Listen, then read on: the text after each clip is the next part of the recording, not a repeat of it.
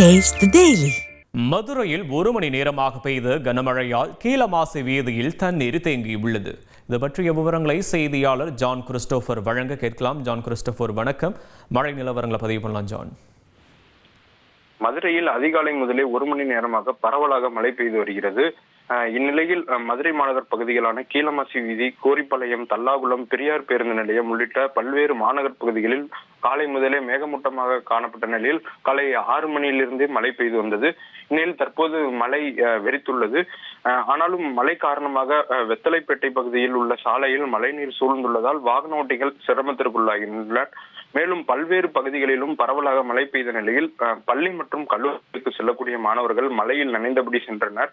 குறிப்பாக கீழமாசி வீதி, வெத்தலைப்பேட்டை, நெல்பேட்டை பகுதிகளில் அந்த பகுதி மார்க்கெட் பகுதி என்பதால் அந்த பகுதியில் மழைநீர் சூழ்ந்துள்ளது.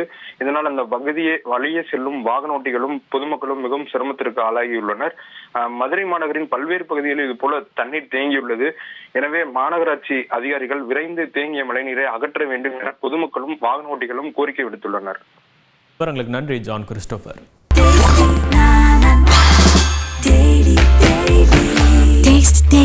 Taste the Daily.